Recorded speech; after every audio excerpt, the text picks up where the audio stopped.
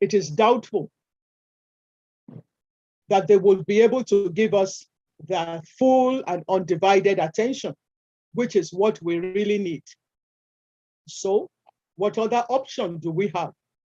Well, we can cry out to God, raising our collective groans and pains and heartaches and frustrations and grievances to the creator of heaven and earth. We Nigerians are a religious people. At least we make a show of religion. So we make a show of religion in our public life. So why don't we just go ahead and probably demonstrate that religiosity and exercise our faith in God? Why don't we put our religiosity to good use? Maybe, just maybe, something positive and beneficial might come out of it. The only fear or caution I have is, are we all in good standing before God to undertake such a daring action? God, we are told, requires, nay, he demands clean hands and hearts from those who would approach him and expect to be recognized. Now that is a big problem.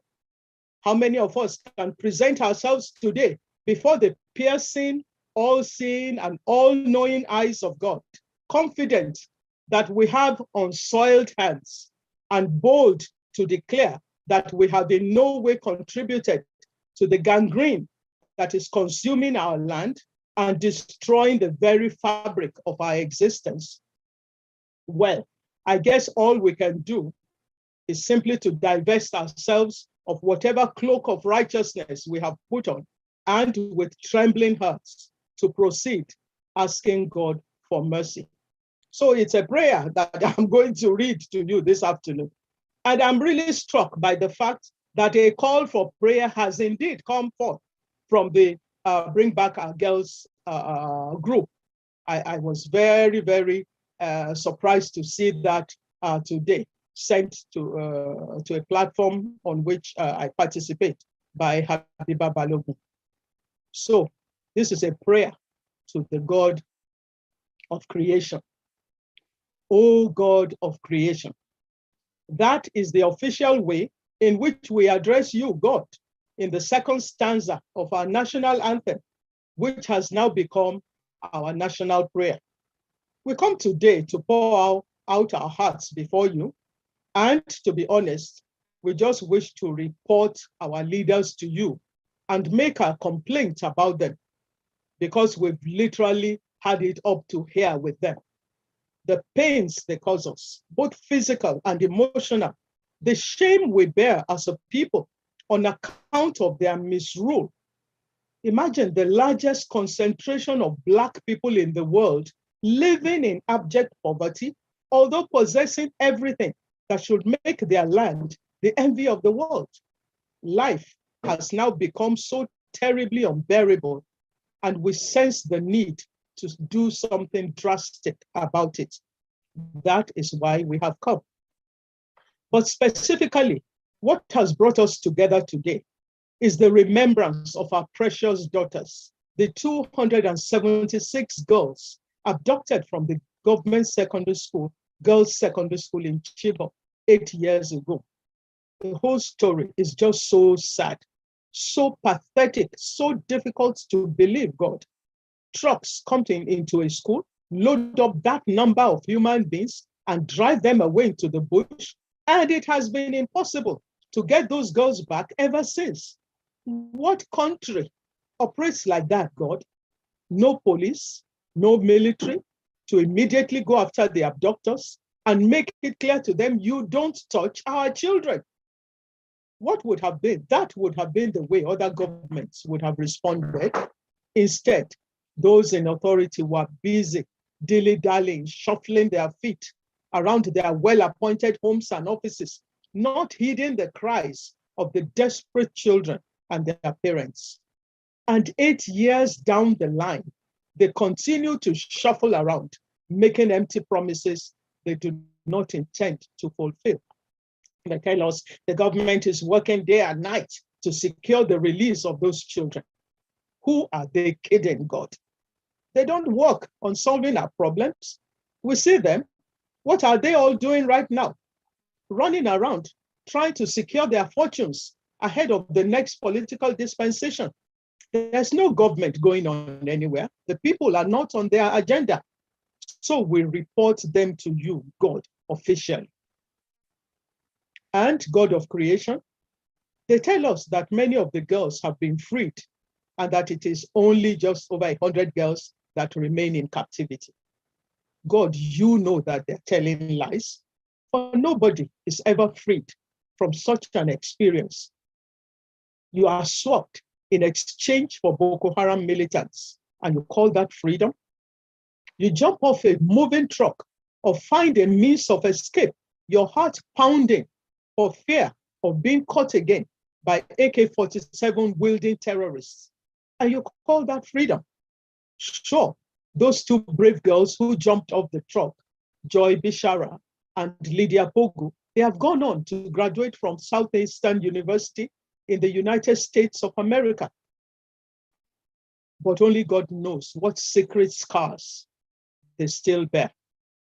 Or let us take the case of Ruth Apagu, who is said to have surrendered to the Nigerian military along with her Boko Haram husband, whom she married in captivity, and their two children. Is she truly free? God, you alone can tell. But I often wonder, how can one ever be set free from the memory of such horrific experiences as these innocent girls have had? The bottom line is some things should never happen. But God will recognize that we live in a fallen world, which means that many of such things do happen. But then the question is, what should be our response when they do? That is why our God of creation will lay this grievance before you concerning our leaders, that even when things that should not have happened in the first place actually happen because of their insensitivity and obvious lack of interest in good governance, the matter is further compounded by their lack of readiness to act to arrest or correct the situation. In 8 solid years, God, they have been unable to give justice of rescue to the Chibok girls and to Leah Sharibu and others, by the way. God, I must mention here that this reality makes one wonder about the value placed on human lives in Nigeria by our leaders, especially the lives of women and girls. Meanwhile, there is a non-profit organization in the United States, interestingly named Justice Rescue, whose mission is to rescue animals from abuse and neglect. The sheer irony of it. Justice Rescue rescues animals. There is no justice of rescue to rescue our Chibok girls. And so there you have it, God, the very crux of the matter, the lack of justice in the land. Sad indeed is the lot of a people who are ruled by individuals devoid of a sense of justice. They are thinking rather than the common good. They make unjust laws. They spend more than the just proportion of our resources on themselves and their families, leaving little or nothing to provide services for the generality of the people. So they leave us to fend for ourselves as best we may, turning our homes into mini local governments, providing water, electricity, and even roads for ourselves. God, what is justice, if not fairness to everybody, ensuring that no one takes undue advantage of another, all in the realization that one person's life is of no greater worth than that of another, regardless of whatever social constructs we may have erected, religious affiliation, ethnicity, social standing, or gender. God, that's the big one, gender. You take one look at the gatherings of many of the political institutions of authority or policy and decision-making in our land, especially at the federal level, and in most of the states. And what hits you in the face is, where are the women? You are bound to wonder, isn't this Nigeria, a country known for strong, capable, competent women? Do we need to go again into history to bring up the names of those valiant women who played their part in shaping the destinies of our communities and societies in the past? Do we not continue to have Nigerian women contribute to their quota in other sectors like the public service, educational institutions, the private sector, various professional bodies, and in the sports and entertainment sections? Do we not have two of the topmost positions in the entire world occupied by Nigerian women? Our sisters, Amina Mohammed of the United Nations and Ngozi Okonjo-Iweala of the World Trade Organization. It is obvious that when merit, competence, and capability are the only determining criteria, Nigerian women are at the very top. Why are we not considered good enough to bring these abilities to the governance of our own country? One must ask God, what is keeping Nigerian women out of political leadership? The world is definitely wondering about us. What an enigma, this Nigeria. So we come to lay this grievance before you, O God of creation, that the majority of our leaders are discriminating against Nigerian women by blocking our access to positions of political leadership. Beyond that, they trivialize our issues. They neither take us seriously nor treat us with dignity. To their minds, are we not there merely to be useful in the kitchen, the living room, and the other room? How demeaning, God, for a National Assembly member to come and parade his wives on the floor of that hallowed chamber, boasting of the number of children those women have produced for him. To him, the wives are not more than baby-making machines. No wonder they just dismissed hook, line, and sinker all the constitutional amendments brought before them, which would have improved the lot of women in Nigeria and made us equal partners in our corporate national life.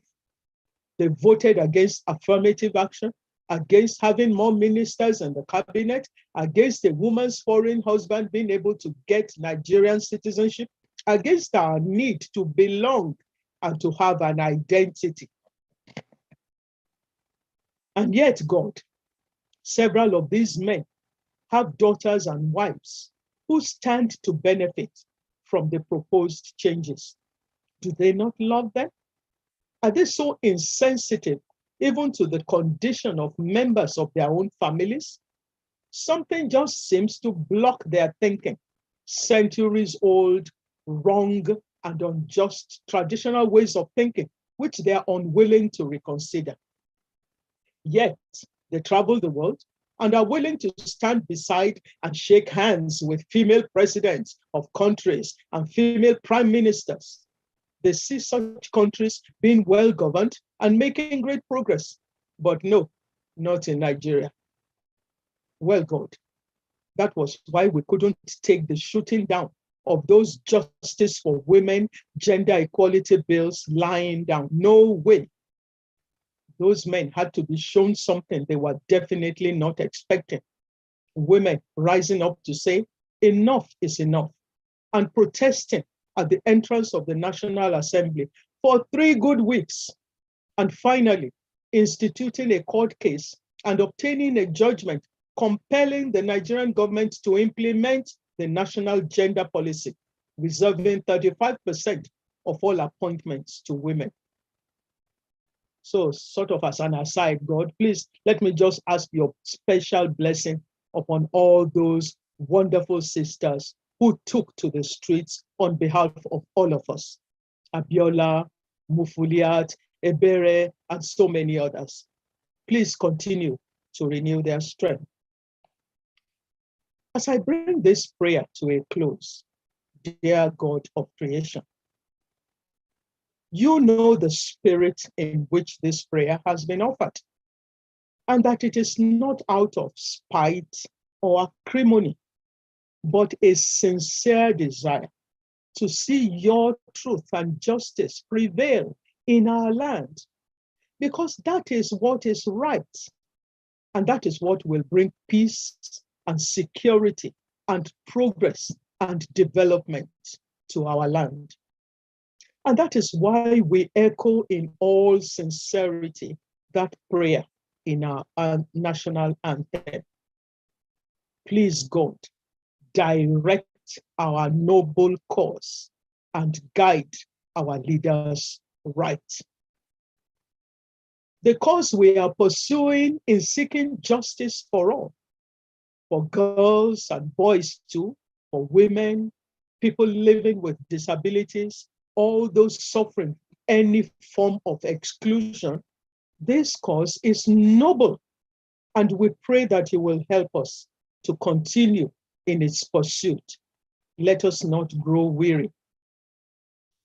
Let our hearts not become callous because of the overwhelming nature of the needs around us, because that is a serious danger in which we find ourselves. Excuse me. When we see the multitudes of our children on the streets begging, washing the windshields of cars in traffic, weaving between moving vehicles, trying to sell pure water and plantain chips, let us not think that this is normal. Rather, let us see in them children who should be in school and who deserve a better quality of life. That is why we pray, God, that you continue to direct our noble cause of fixing Nigeria's abnormal, dysfunctional, unjust, corruption-infested political system. For we must fix it, God, so that all 20 million plus of us will begin to live a much more decent life. And we pray, God of creation, that you please guide our leaders right. Let them be convinced of the rightness of doing right by every single Nigerian. Give them hearts of understanding, especially to know what it means to occupy a position of political leadership, that it is a wonderful opportunity to manage the resources of a nation in such a way as to bring the utmost good to the people. Please help them to understand how so stupid it is to seek to live personally in opulence and unimaginable luxury in the midst of general squalor and overwhelming poverty, that it is a shame to them individually and to us all collectively as a nation. Oh, how we pray, God, that you would grant this understanding of leadership. Oh, how we pray, God, that you would help our leaders to understand this. For how can we have leaders running abroad to receive medical treatment for their smallest ailments, but leave the health services in their own country in such a state of dysfunctionality, or not care about providing quality education at home, but send their own children to the best and most expensive schools the world has to offer? Excuse me, would you please, God, give them a sense of shame? They do not seem to realize that their misgovernance is responsible for our woes.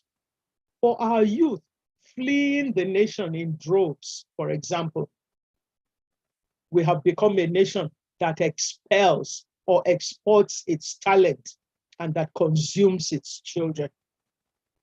God, please guide our leaders right, because our very lives depend on it.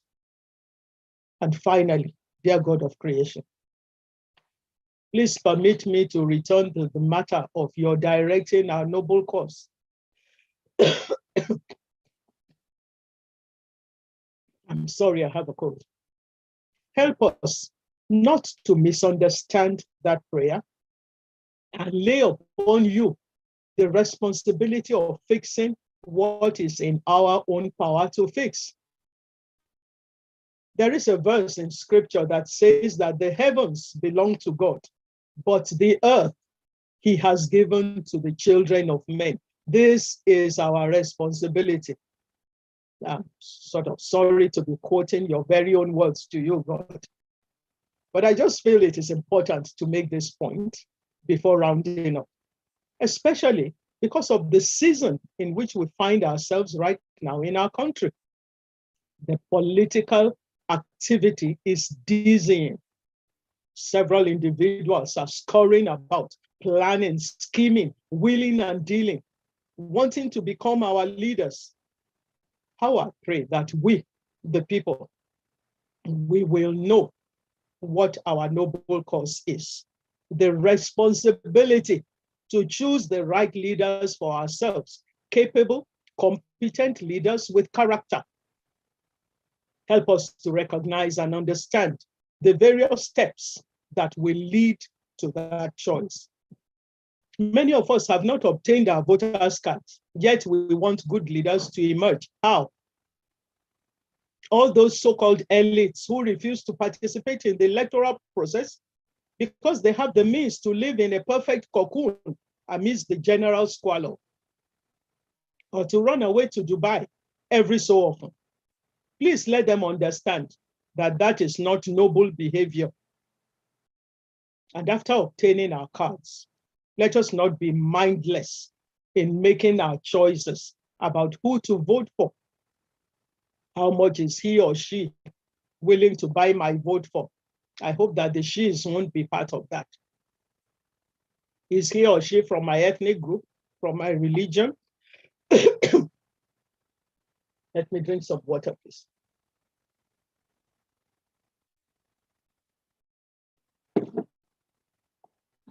God, please cause us, the people, to know what our noble cause truly is, so that you may be pleased to direct it. So that's our cahier de doléances, dear God, our catalogue of grievances.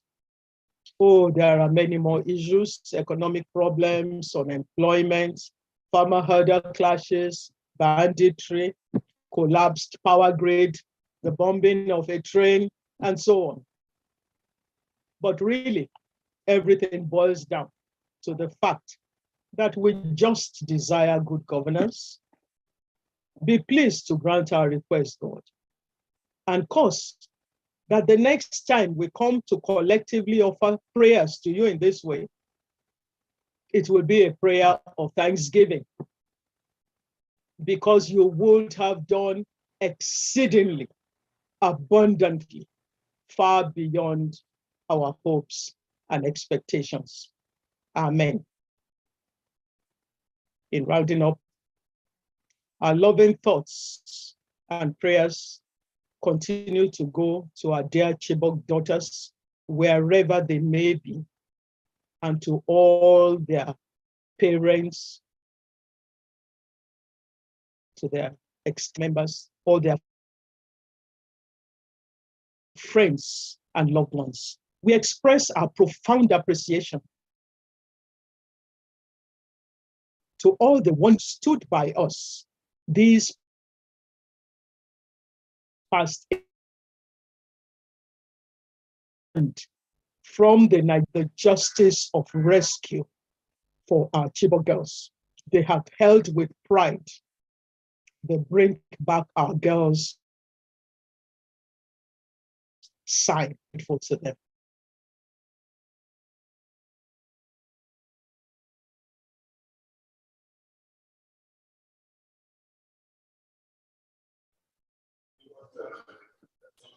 Prof, are you done?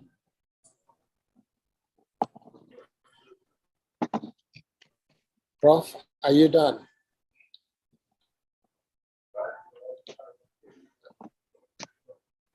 Prof, I take it you're done. Okay. Huh? I'm done. I'm done.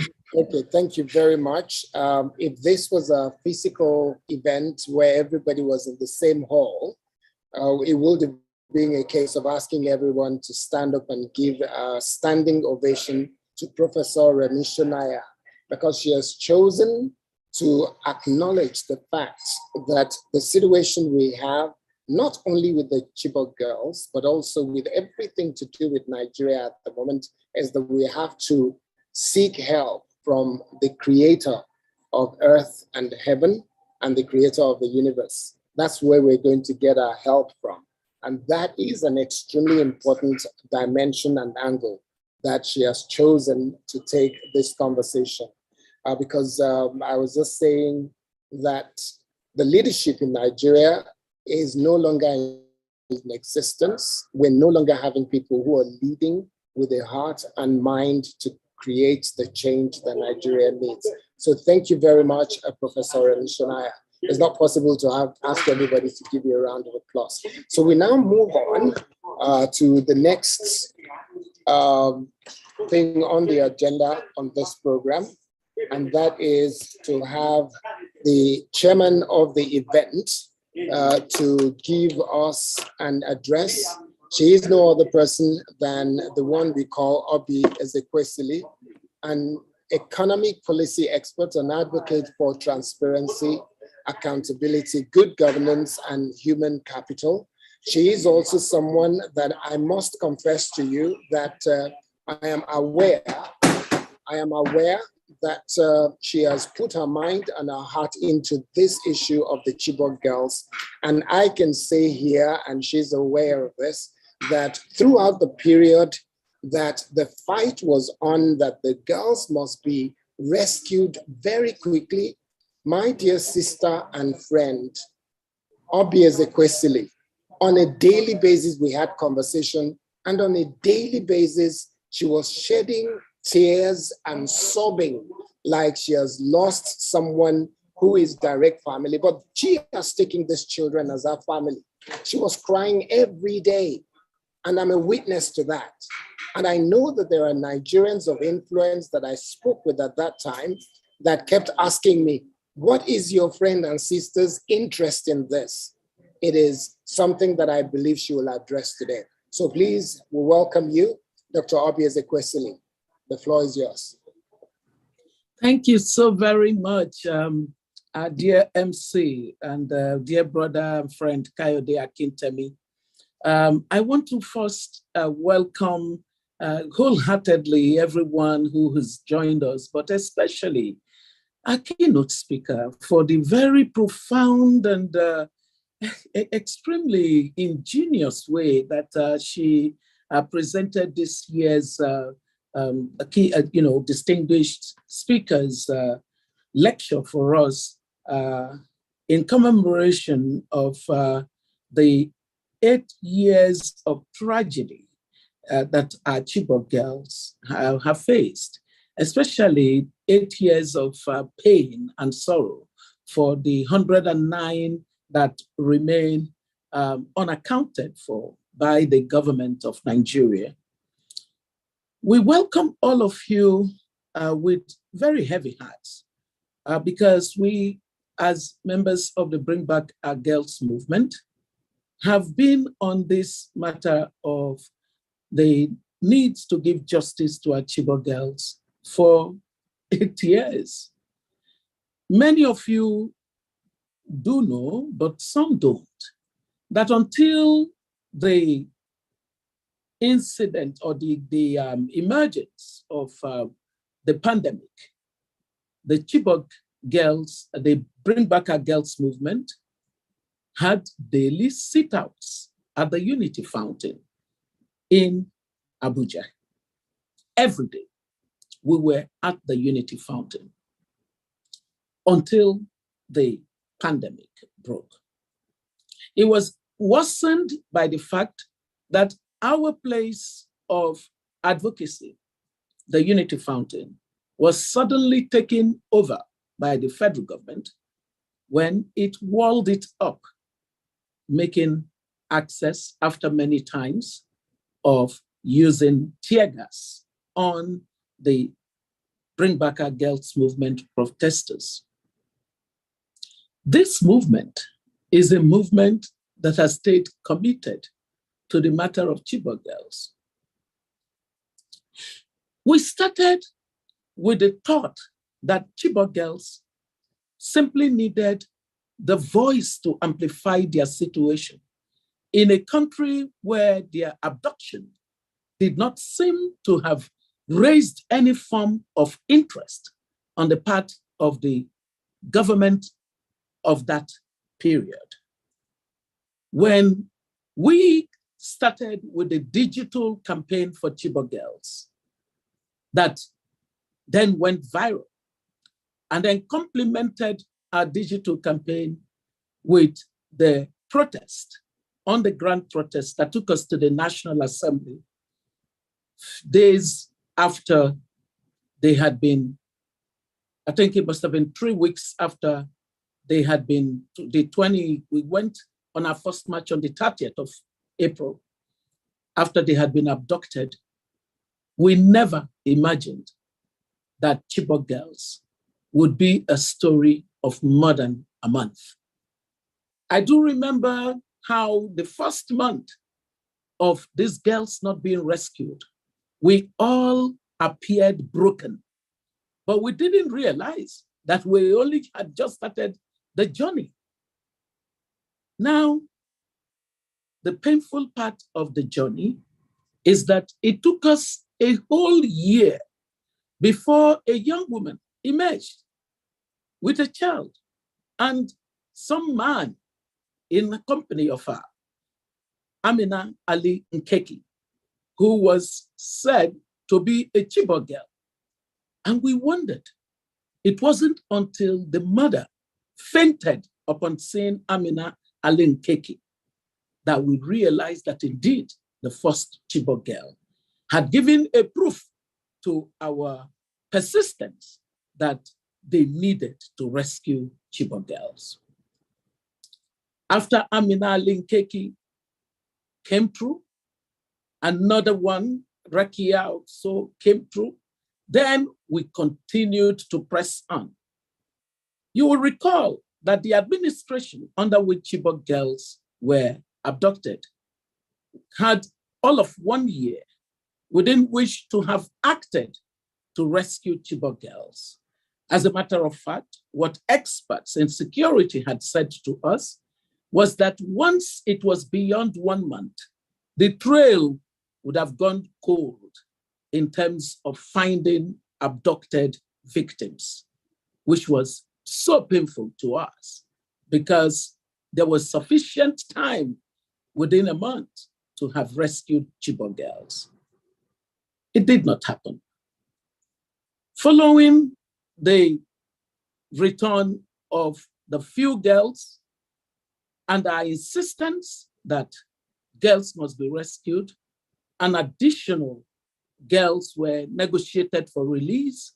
And today, we do have a total of 110 Chibok girls that have so far gained freedom.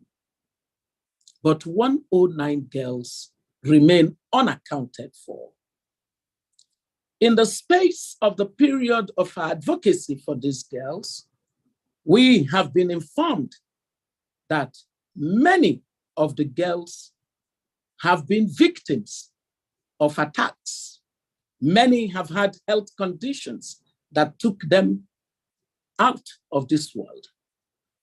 But we cannot but insist that the government must give us closure.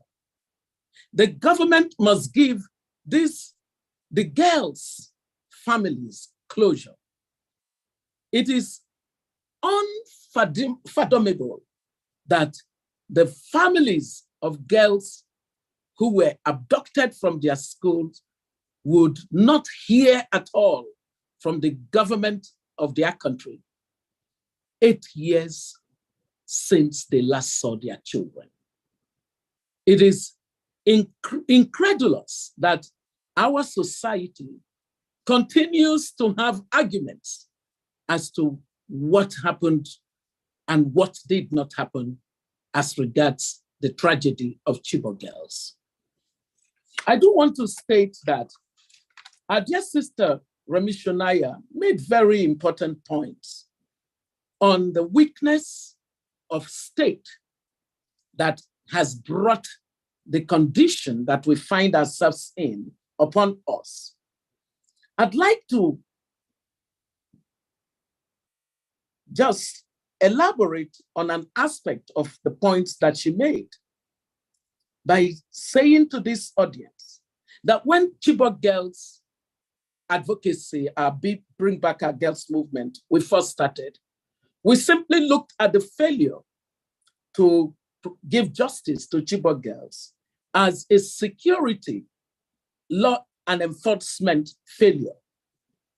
As the situation aggravated and we saw a complete lack of capacity to provide the leadership necessary for their rescue, we said this was a governance failure.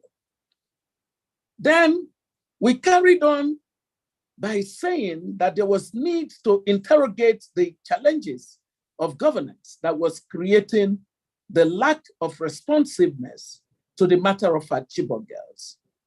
As we carried on with the advocacy and a new administration that had promised that it was going to rescue Chibok girls came into office and repeated the same attitude of the previous administration toward the girls, toward their families, and toward the larger Nigerian public that was interested, that were interested in the rescue of Chibok girls. We realized that it was not just governance failure, but that it is a political system failure. So you can see the trajectory: military, law and enforcement failure. Then we realized governance failure. Then we realized it is even much deeper. It is political system and political class failure. Today, it has become very clear, according to the lecture that we had for Chibok girls. I think it was last year's lecture, the 5th annual lecture. Cardinal Onayekon probed the correlation between the attitude toward Chibok girls and the proliferation of kidnap as an industry in the country. And in x-raying that, we come to the conclusion, therefore, that we as a society are in a deeper problem than we have acknowledged.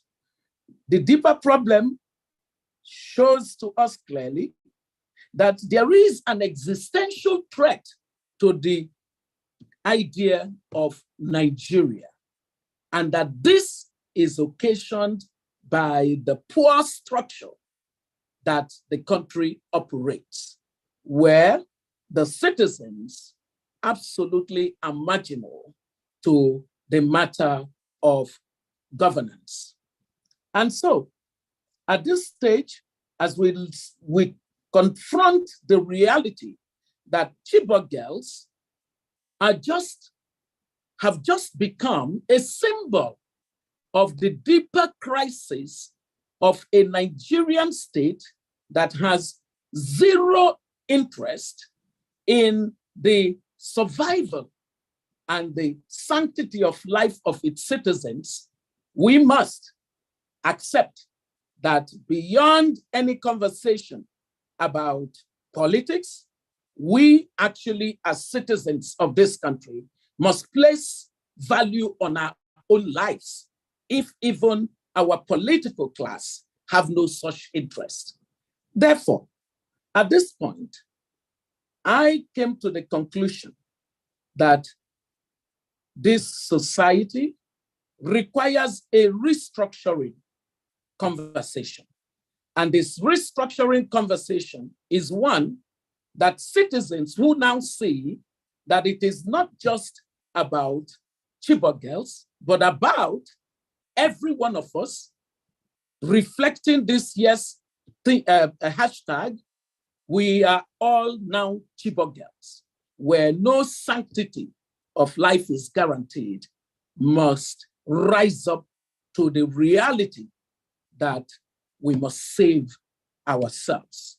As our dear sister Remy said, we will continue to stand the ground on the necessity for this society to be properly structured to ensure dignity of life of citizens, especially our young ones. We would also like to stress that citizens who have now seen how indifference to the tragedies that befall others created a mushrooming effect may now want to have a rethink of what they do in being complicit in the politicization of issues that matter to their fellow citizens. Let me end on a personal note. I have heard some people worry about the country and where it is going, considering the state of the politics of the land at this time, where the country is falling apart and our political class continue with their politicking, oblivious of the tragedies that families are coping with.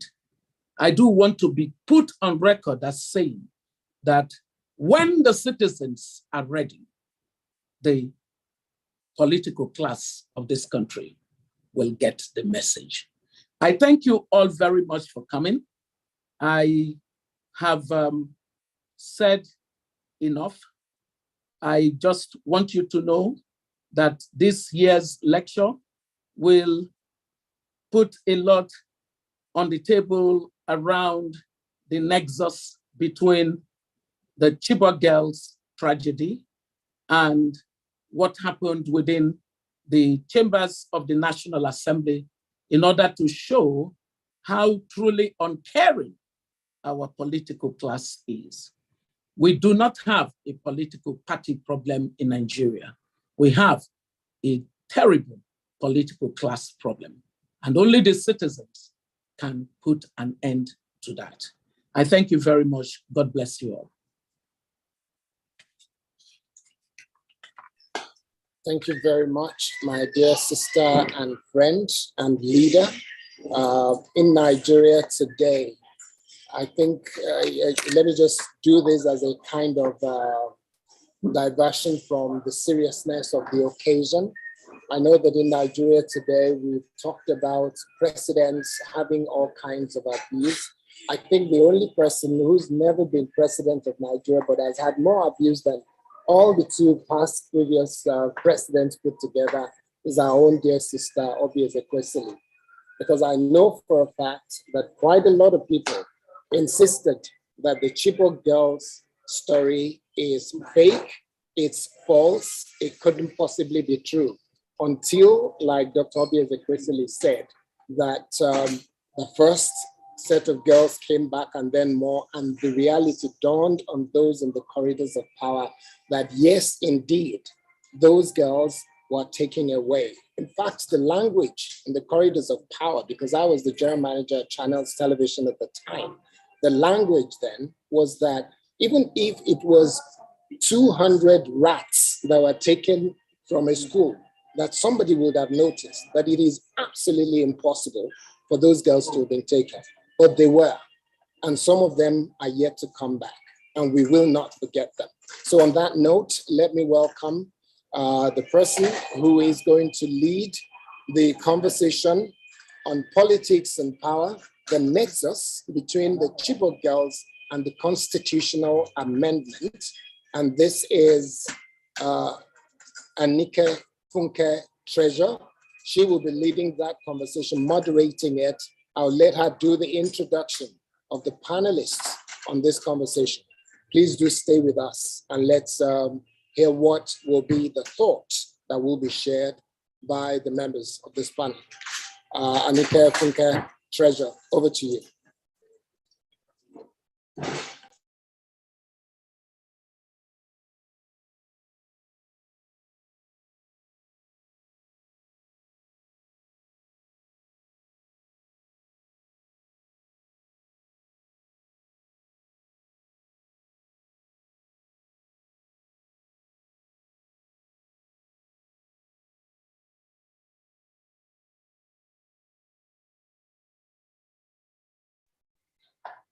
I believe the treasurer is online. I've seen her online, and the other members of the panel, at least I've seen a couple of them. So can we get started so that we stay within time? Thank you very much.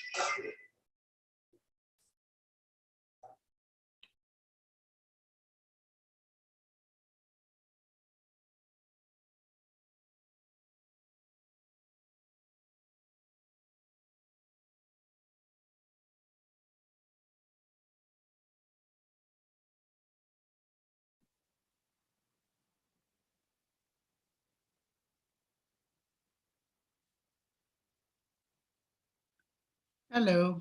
I thought our panel was next. Maybe that might be the reason. I think the panels are switched around. No, it's your panel, Liffy.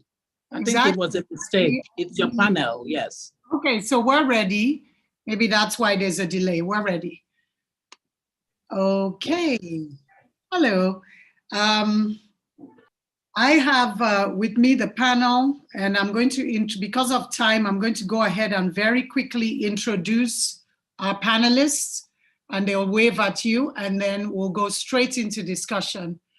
On our panel, we have 3 people who work directly in dealing with this problem in education and in grassroots efforts, as well as on ground, and have led, some of them have even led this, this Bring Back Our Girls. They've been a part of the team keeping it alive.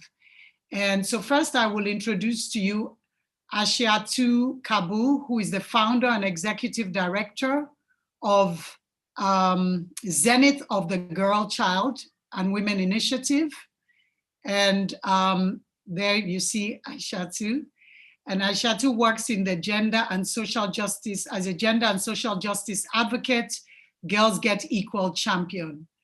Then I also introduced to you on the panel, Dr. Manasseh Allen. Dr. Allen is the Media and Communications Director of the Chibok community and the founder of Impact Trust International. He is a strategic team member of Bring Back Our Girls. So if you can please, I don't know if Century are controlling the screen. If we can also bring, there we go, wonderful, welcome. And lastly, I bring Linda, invite Linda Orubo.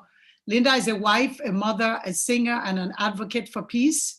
She is from Chibok and currently works in Borno and Adamawa. She's also the co-founder of the Lindy Peace Foundation, which provides shelter, hygiene, education, and uses songs to bring about peace, forgiveness, and awareness to these communities. I welcome you all to this panel, and I move quickly to our questions. In the question, please also introduce yourself so that everybody knows what you're doing, because we're moving fast here. Okay, so I ask very quickly if you can tell us, let's start with Aisha too. Please, can you tell us specifically what you do in 1 minute? Just capture for us what you do on ground that deals with children, education, and governance. How are you dealing with this problem on ground? We know the problem because it's been sort of now in the last hour put forward to all of us, so we don't need to repeat it. But basically, what is the work you're doing to address this? I want a hope story here. Let's hear what you're doing. Okay, thank you so much, Ifoma. Good evening, everyone. My name is Aisha Tukabu, and I'm the founder and executive director of ZECAWIS, that is Net of the Girl, Child and Women Initiative Supports. And currently, we support women and young people's education across the northeastern Nigeria. We also advocate and employ policies in favor of women and girls. As women organization, as a lead of women-led organization, we understand that there are a lot of barriers that stopping girls from achieving equality, even in terms of education, access to resources and everything. And at ZECAWIS, this is what we do. to address social inequality, to address, to identify access to women economic empowerment, because for us, we believe that the best way to protect women and girls against all forms of violence and abuse is through economic empowerment and financial independence. So we advocate access to quality education for children. We advocate access to economic empowerment for their parents. And then some of these children who themselves can be able to manage resources, and then support them to see how they can better manage such resources. So this is what I do in the northeastern part of the country. And thank you so much. It's a privilege being with you all this evening. Okay, wonderful. Dr. Manasseh Allen, I know you're doing a lot. Can you just summarize for us just the efforts that you're making in the area so we can get a quick understanding? Thank you very much. We work to support and create active citizens that are informed enough to be engaged in how they are being led, how they are being governed, how they are being administered. Active citizens that can ask questions, demand for delivery of governance at every level. Citizens that will be engaged in determining how their leadership selection processes is involved, so that at the end of the day, we do not allow the worst of us to govern the best of us. By that, we will enshrine good governance, and by that, we will get good people, good leaders that will look at education as foundation for development and empowerment of people and citizens of Nigeria. Thank you. And Lindy? Okay, thank you for having me on this platform, for the opportunity to be a part of this. I'm Lindy Orubo. I am a peace advocate, a singer, and I've been working in the Northeast, and I've been the executive director of Lindy Peace Foundation. And under my watch, LPF, that's the short form of Lindy Peace Foundation now, has actually executed multi-sectoral humanitarian interventions in cases like WASH, which is water, sanitation, and hygiene, in education, in GBV, gender-based violence, child protection, shelter, food security, in some LGAs in the Northeast like Askira Oba, Chibok, Goza, Jere, Magumeri, Mafa, MMC, Nganze, like that, and so on. And basically, we consult a lot and we raise awareness, and then we partner with international organizations and UN agencies with direct program, whereby we go directly. We don't have a long process where there's no bureaucracy like that, so that we're able to meet our beneficiaries directly and solve their problems to an extent. Good. Aisha, can I ask then, Aisha, can you tell us what exactly Nigeria owes children? I know it was mentioned, but let's just bring that to the front of the conversation. What is owed the children of Nigeria? I know I grew up here in the 1960s and 70s, and I know what it was like walking the streets. I know what it was like in schools. And when I finally moved from here to the US, educationally, I excelled US counterparts in terms of what was provided in terms of my education. So I want to talk about specifically, I know the North is even different from the South and the East and the West, but what does Nigeria owe children as we come to this 2023? Okay, thank you so much for this very interesting question. For me, growing up in a very highly patriarchal and growing up in a complete affected situation, I believe that Nigeria owes children a lot. Nigeria and Nigerian leaders, especially the political and public holders, owe us a lot of things. Some of the things that these stakeholders owe us is, issues around quality education, protection and prevention of children from any forms of violence and abuse, exploitation, These are all things that the Nigerian government and the Nigerian leadership, especially the public holders who are being elected into political offices, for them to improve the livelihood and standard of living of these affected populations. They owe us access to quality education. They owe us access to livelihood.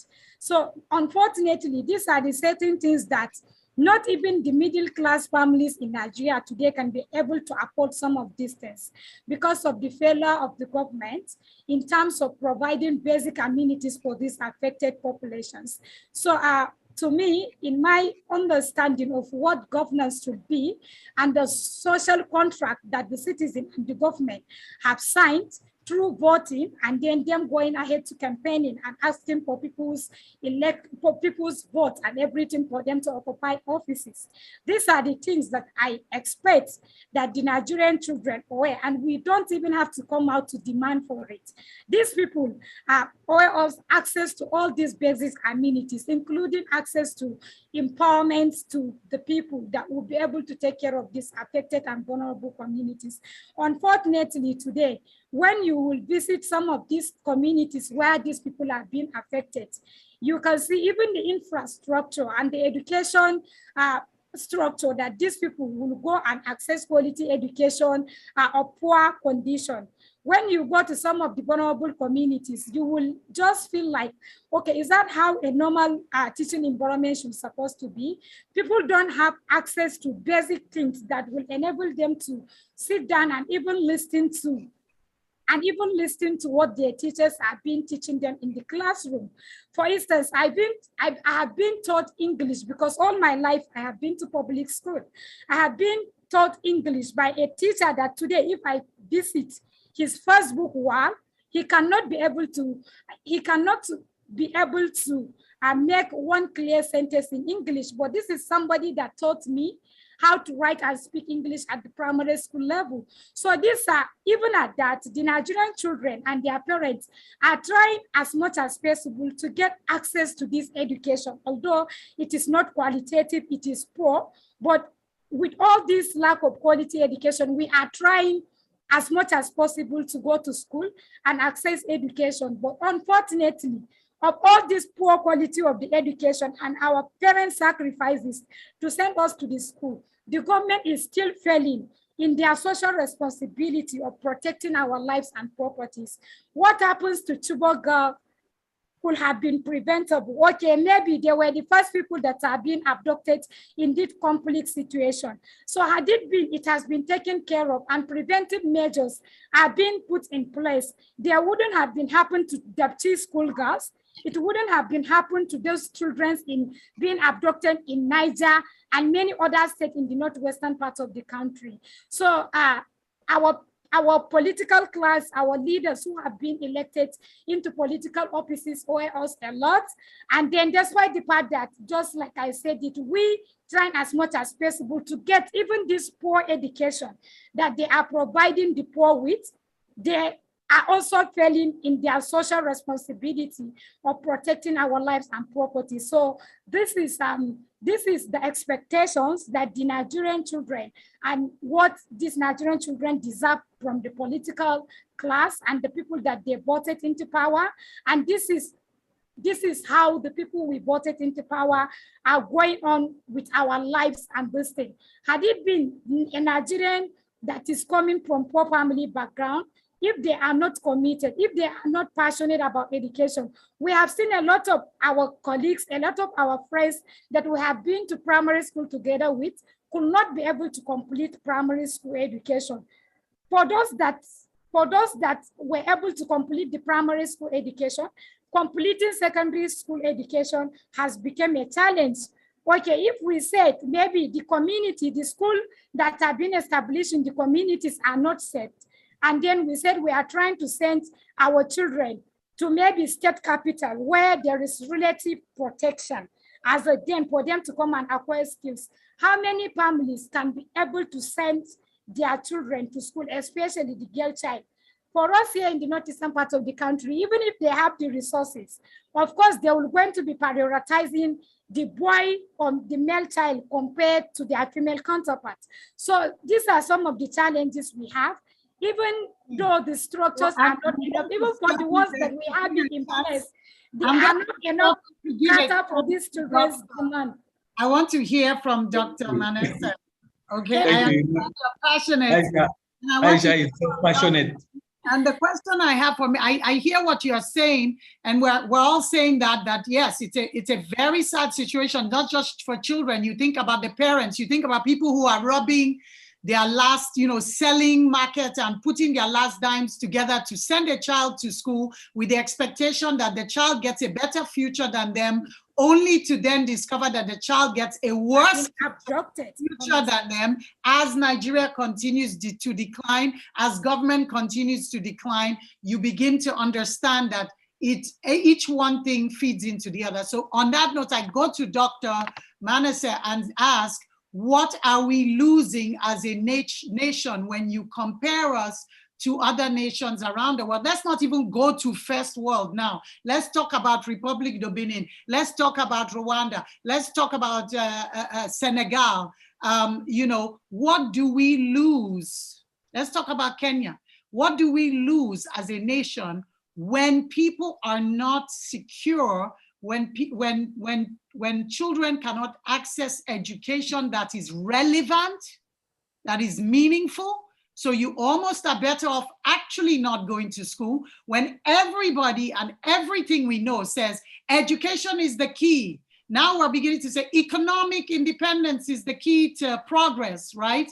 Education we are seeing in Nigeria may not actually lead to economic independence, because you can graduate and not get a job for 10 years even, right? So the question is the system even, forget even getting to the system, is it even relevant? So my question now is, what do we lose? Lacking security, lacking relevant, when the government does not care or invest in proper education for 200 million people, more than half of which are young people.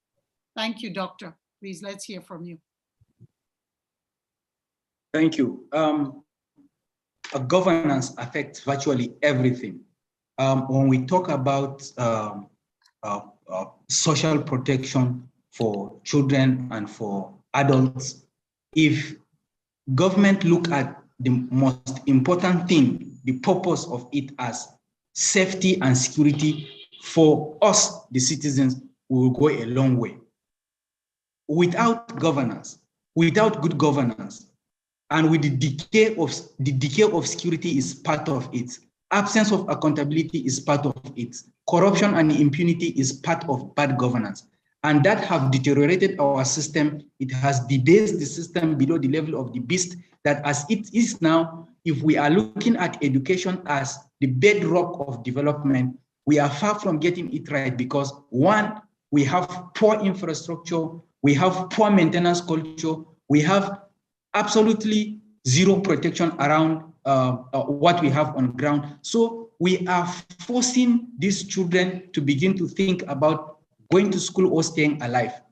And staying alive and getting food to eat is the priority of majority of Nigerians as it is. With that, we cannot have a qualitative education that we desire to define the way the nation needs to develop. As it is now, we have hundreds and thousands of schools still closed. We have children dropping out of school because they have no access, and they are being forced to stay away from what should have ordinarily defined their future. If at all we are ready to change the narrative of the terrorists fighting against Western education, the kind of education that our children deserve is the type that will give them maximum comfort, something that they will be looking forward to, attaining, that is of clear departure from what they used to be, what they used to see. But we still have decayed infrastructure, children going to school to sit on broken blocks with no roof over their head, children sitting on wet floor with their shoes and legs in water, and so on and so forth. We cannot keep treating children like that and then we expect to have education. We can't keep breeding half-baked teachers and expect that they will give the kind of education we want for our children. That needs to be changed. And only good leadership, only good governance will give us such kind of departure from what we used to know. And clearly, if people are not protected, people cannot access their livelihood. No access to market, no access to business, no access to medical health care, no access to a lot of things that's supposed to define how and where we need to be and promote our physical well-being. We cannot change this. And again, we need to work on creating lots of informed people who can walk around their community to define how people will select the way they are supposed to be led.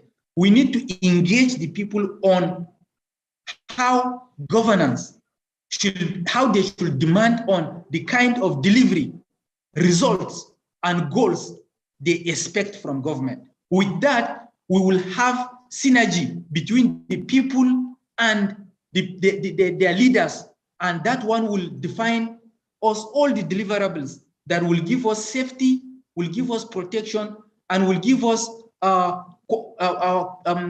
improvement around people, around environment, around their livelihood. And that is what will give us a sound system that our political class need to work on. Our political class need to depart from the status quo and chart a new course for this country to change. Without that, we are not going to get it right.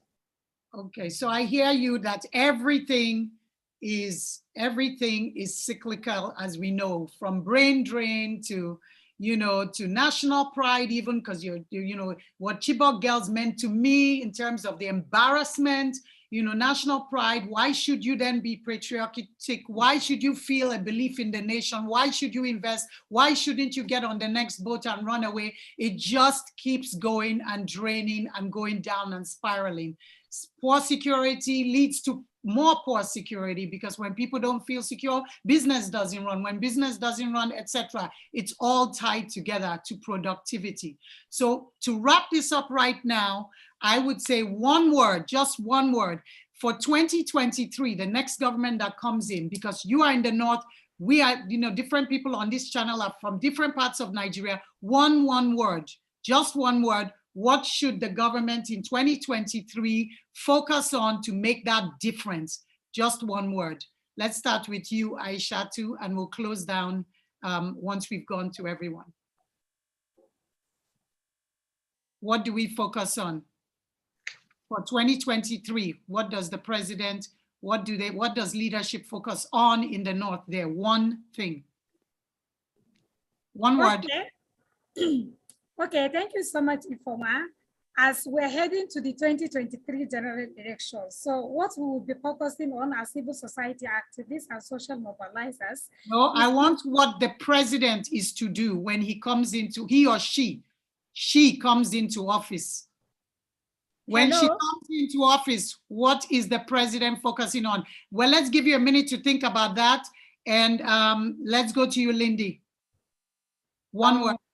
Well, what I think the president should do is prioritize security and remedy Nigerian security as well and the situation, and position the country in the way of progress. Excellent. Mr. Manasseh, please, as we wrap up, one thing to focus on. I want the new leadership of Nigeria in 2023 to be very deliberate on looking at results that they are targeting, and to ensure that no offense goes without consequences, so that we will end this impunity of leadership, and nobody should take us for granted to feel that, okay, they can just sit on a seat as government officials and do nothing.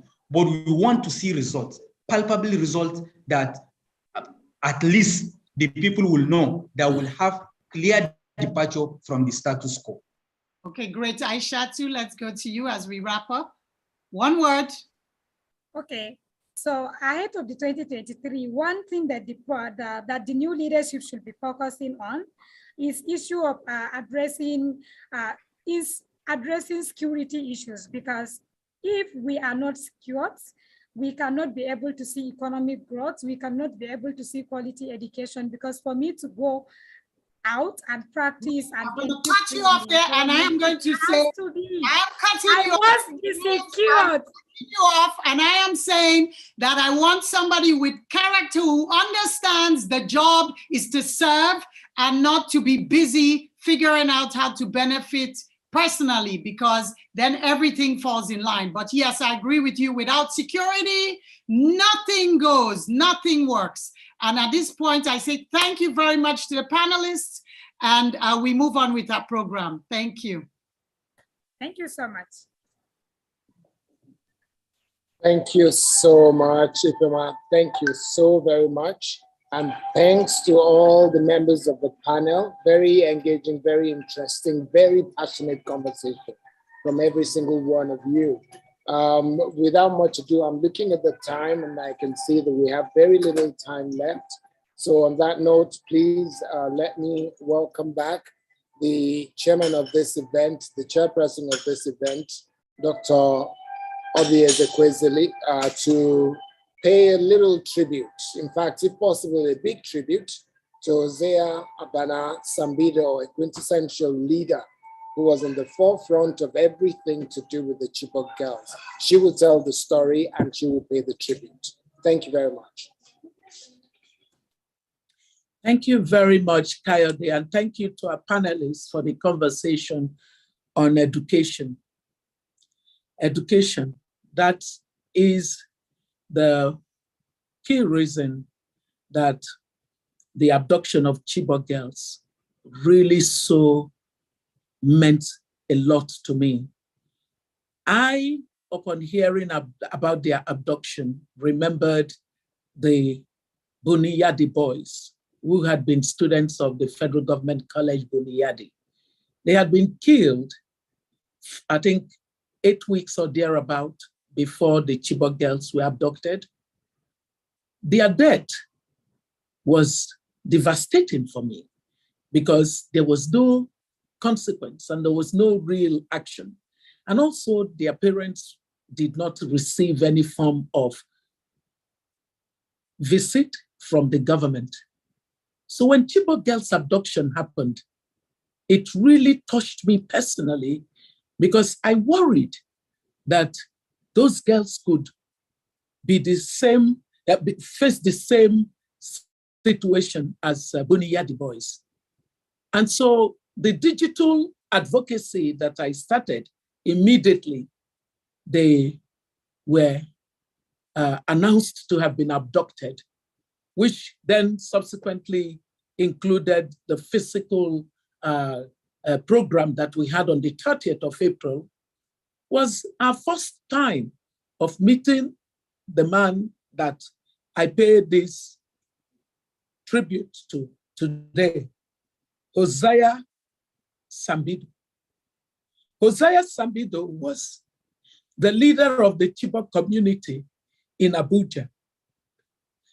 They came out to the Unity Fountain on the day that we had rallied people on social media, asking them that it was not enough to tweet, but that they should come so we would march to the National Assembly to make a complaint that nothing was being done about girls who had been abducted from their school.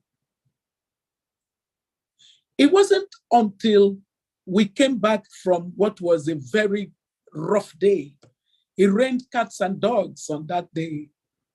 And we were in the pool of water engaging with the National Assembly principal officers.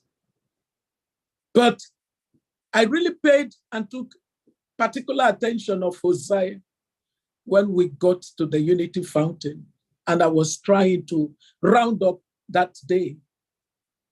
And Hosea Sambido went on his knees in the pool of water at the Unity Fountain and held me and said, "Ma, please, don't stop asking for our girls. Please, we're very poor people from Chibok. They won't listen to us. Please, ma, speak concerning our girls." And he was crying. He was crying. This man that you're watching, that you're seeing on the screen, was crying and holding me. I had to lift him up and say, get up, don't kneel. We will continue to ask for your girls. We won't stop. We will all ask for your girls.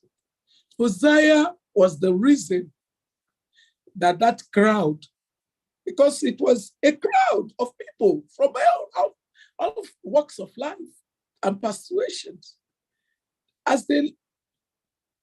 He was the reason that when I said we have two options, to say we have handed the matter over to the National Assembly, and when they have dealt with it, we can go back to them to find out, or to say we would come back here again and again until we actually see action being taken for the girls. The crowd said, no, we will come back here again and again. This Hosea was instrumental to the crowd taking that option. And Hosea was a civil servant. But not one day did Hosea miss coming out to the Unity Fountain. Hosea would cry. Hosea would do anything. Hosea would plead with us. Hosea would beg us. Hosea would hold us. Hosea was really the face of Chibok that we knew as a movement. I became very close to him.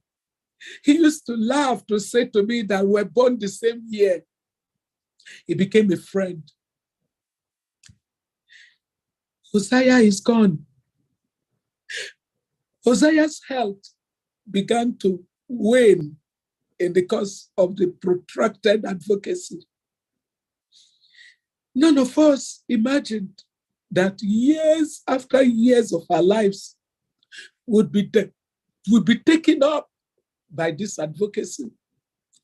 That's exactly what happened. And Hosea became ill. We watched his health begin to wane. He got medical care, but I think it was too much. Hosea was standing for his people, for his children. He didn't have any amongst them, but he was the quintessential community leader who stood all the way. Everything that people did to make him stop standing, including insults that he got even from his own community. All kinds of allegations that were thrown at him couldn't distract Hosea, because Hosea was a man who feared God.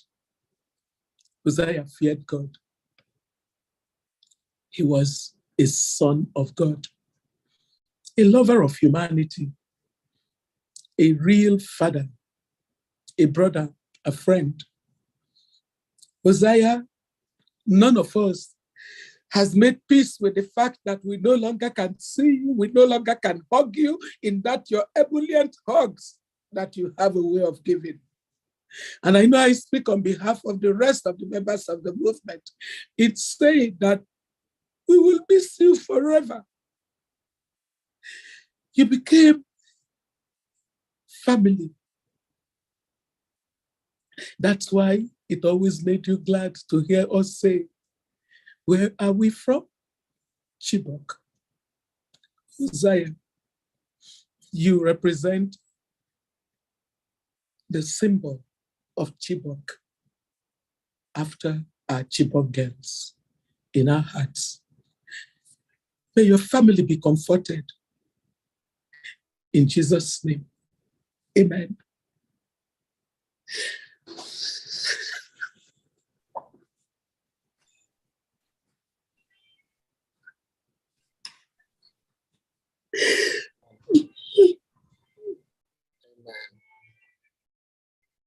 Amen. Amen. May the soul of the departed rest in perfect peace, and I pray that God will console all those who are extremely close to Uzziah.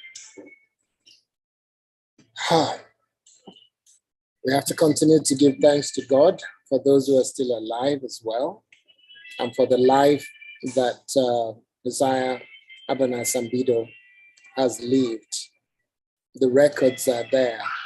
And that's why my dear sister and friend and our chairperson, that's why she was able to share that. She's telling the story of a man whose heart was devoted to his community and his people without having a political office to say he was in power. He wasn't in power. He didn't have any authority beyond the fact that he's a lover of humanity, like Dr. Obi Ezekwesili said. So to move things on so that we still keep to time, I will very quickly bring on just a young lady who was one of the Chibok girls that was abducted. I'm told that she is online with us now. Rebecca, could you please make a short plea for about 60 seconds or maximum 90 seconds on behalf of all the girls that you were one of them? Acknowledge the fact that yes, you were one of them, and make a plea on behalf of those who are still being abducted. Thank you very much. Rebecca, let's have you now.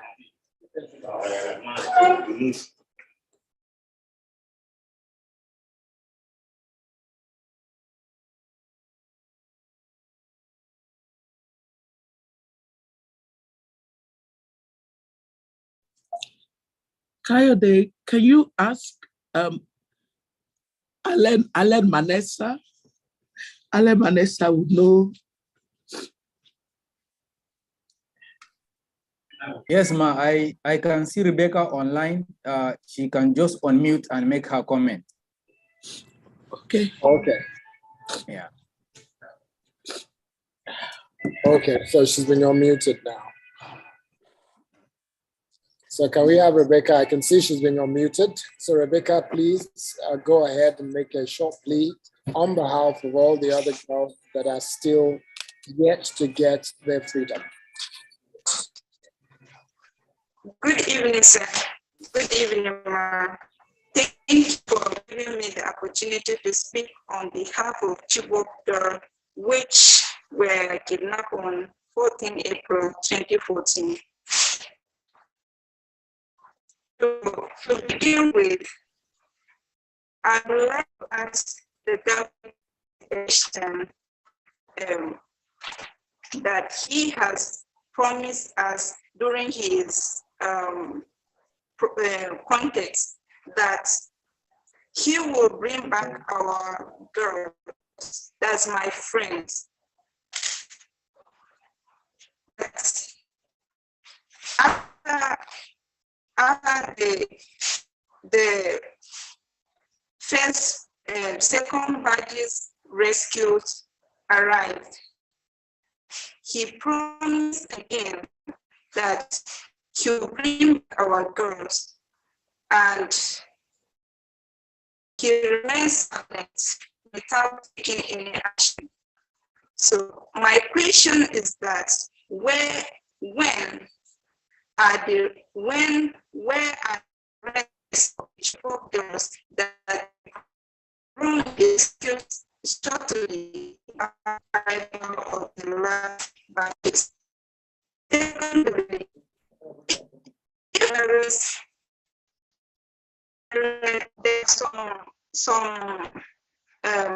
some of my colleagues in school and in the some were dropped out of school, but the government haven't asked any of them the reason why out of the school.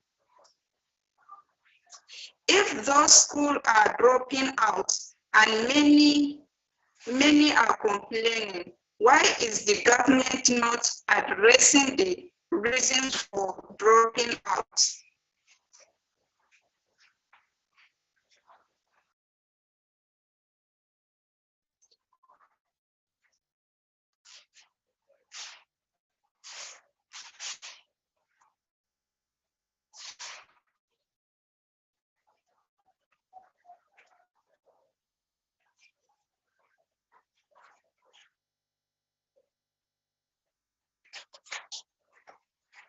I don't know, am I the only one? I think we can't hear her again.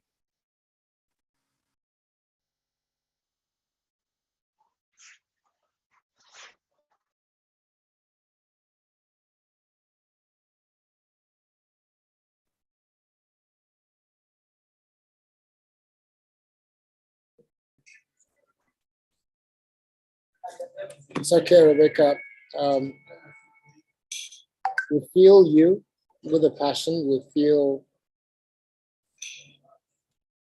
exactly the way you feel. We're feeling you now. And we feel for all those girls who are still out there.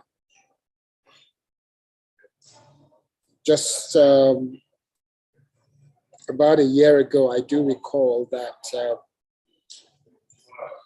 I wasn't in Ghana a year ago. I'm in Ghana now. About a year ago, I was in Nigeria, and I do recall that one of our reporters was sent to Chibok, and the families are still at a loss as to whether our daughters are alive or dead.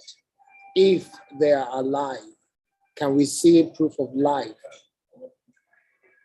And when we get the proof of life, then we can ask the government consistently, as we've been doing, to please help. There's no reason for any nation to have so many girls lost to this bunch of people that I'm not even sure I want to call human beings, because they've not shown any kind of humanity. It is really sad. Rebecca, thank you very much for choosing to make this appeal. We do appreciate it. It touches our hearts. We wish you the very best in your endeavor, and do keep in touch. We will move on now to the next segment, and this time around, it will be a conversation on politics and power, the nexus between the Chibok girls and the constitutional amendment.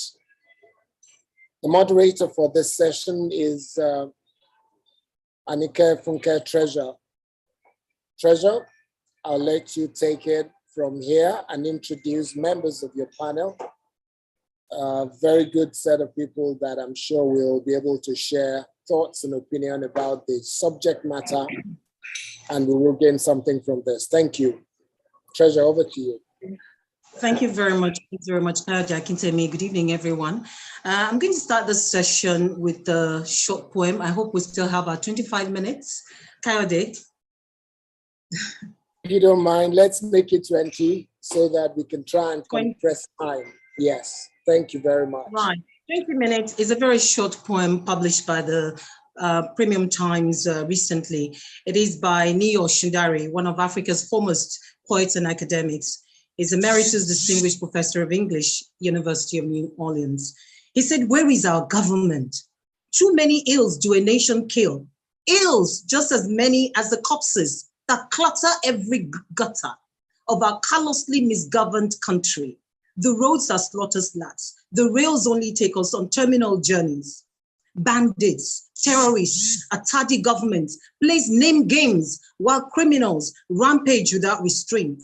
Different name, same nemesis. What do you call a nation where food is scarce and peace is scarcer, where life sells at 1,000 for 1 kobo? Bandits raid the homestead, bandits raid the streets, bandits raid the schools, bandits raid the temples, bandits rack army barracks, bandits pummel police stations. Our government fled long ago without leaving a forwarding address." Now, Shunari's poem, "Where is Our Government?" is my takeoff point for this panel discussion this evening. His last words, last lines there, said, "Our government fled long ago without leaving a forwarding address." My thinking is that the executive government has failed us, but what about the legislative arm of government? What does the Constitution say about these developments? How can we use the Constitution to steer and regain control of the Chibok girls' narrative and the failure of governance? 106 out of the 276 girls are still missing. This evening, we have distinguished panelists looking at politics and power, the nexus between Chibok girls and the constitutional amendments. They are Dr. Abiola Akinode Afolabi, Miss Mary Koku, and Miss Aisha Yesufu. A quick one about our distinguished panelist. Aisha Yesufu is an active Nigerian citizen who demands for good governance, accountability, and transparency. She is unapologetic about her stance in fighting for justice and equity. A businesswoman who teaches financial literacy to empower people to be financially independent and also have a voice to demand for good governance through her organization, Citizens Hub.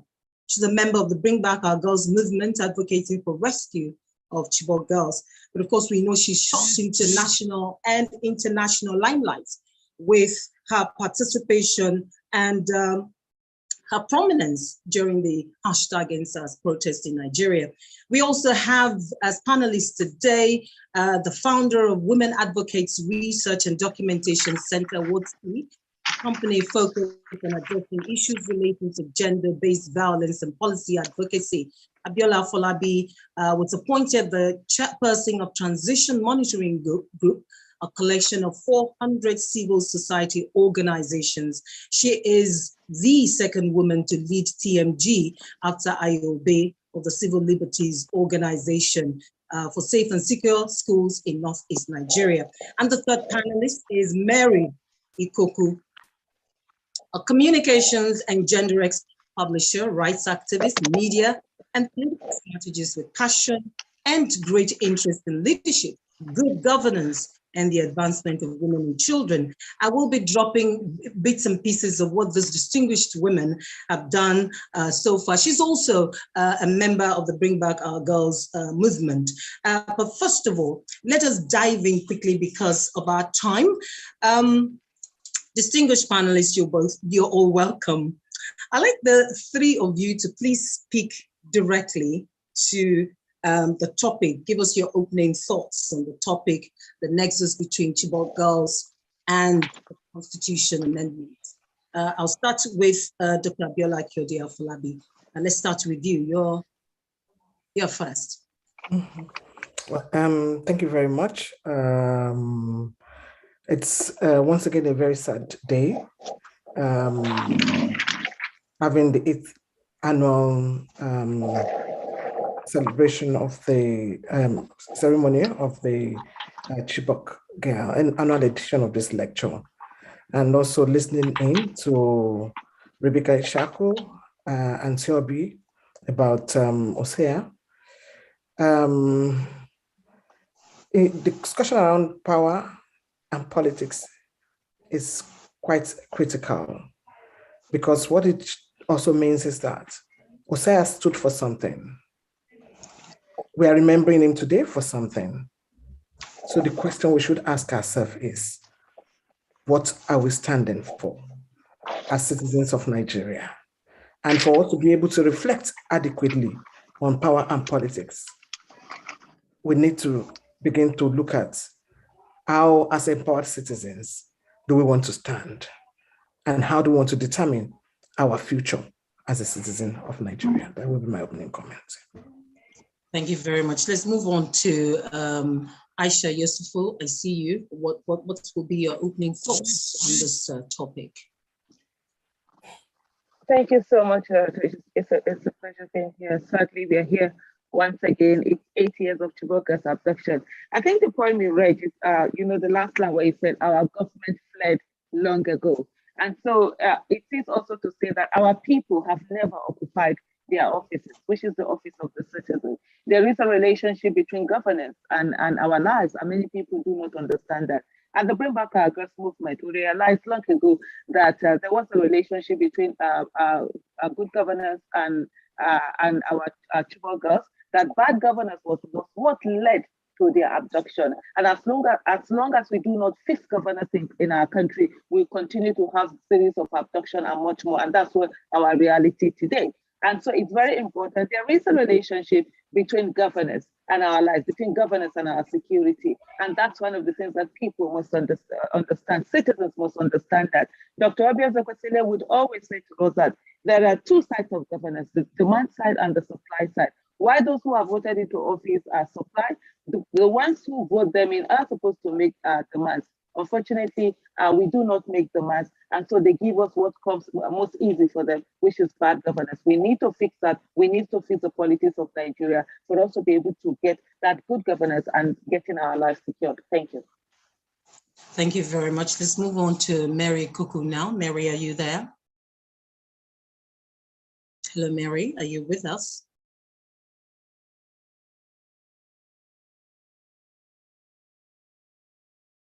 Okay, if Mary is not ready, I'll just move on with the two panelists we can see at the moment.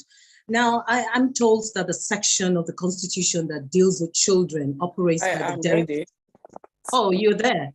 Okay, Mary, let's have your thoughts on the topic of this panel session, the nexus between the Chibok girls and constitutional amendments.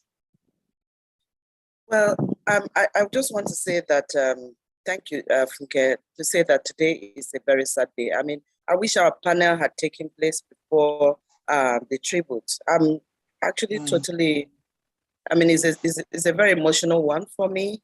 But I think that the nexus between the Chibok girls and the gender bill constitution amendment is very glaring, where you see the dysfunctionality of a system and a government that pay less attention to issues of gender and children. And these are two groups they've placed as vulnerable. And you can see the lackadaisic attitude towards things that impact on their lives. With Chibok, we saw a government that didn't care until Dr. Obi and others jumped into the fray to make those demands. After Buniadi boys had also been slain. The same way we've seen in the case of the gender-based, the gender-related bills that were all roundly rejected by our legislators. You can see a trend and how they do not really take issues of women and children seriously. Like, this is how I see this. And we need a functional government that is for everybody, that has a human face. And the only time we can have that is when we begin to people stepping forward to take with competencies, other people with capacity. If they are, we won't be having this conversation, because Chibok would have been immediately dealt with and gender bills would have been really passed.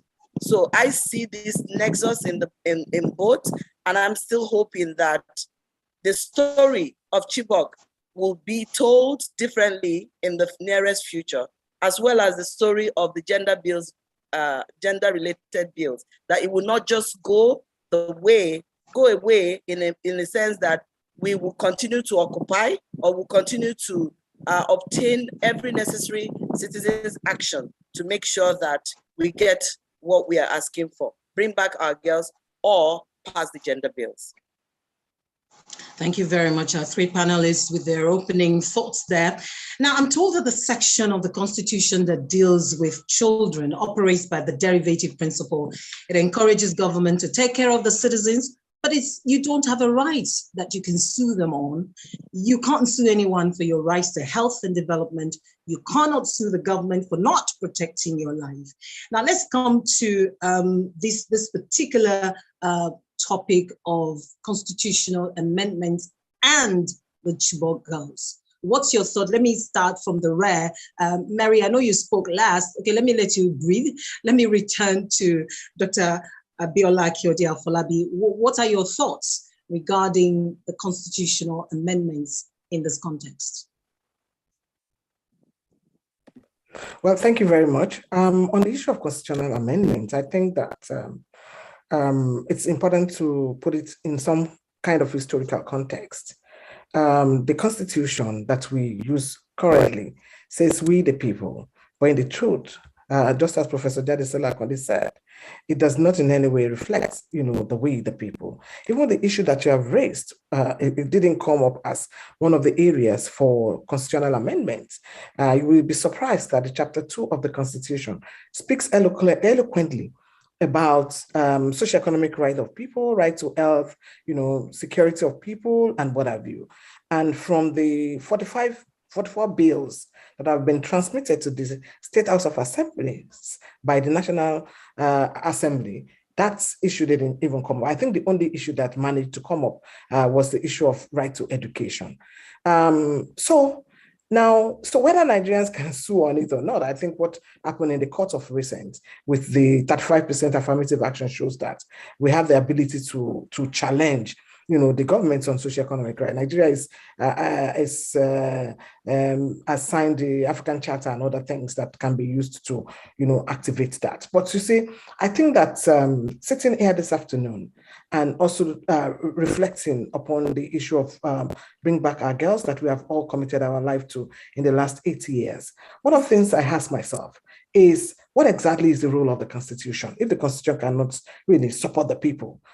If people in government who swore to an oath, to recognize and respect the Constitution, abuse on a daily basis the dignity of human beings.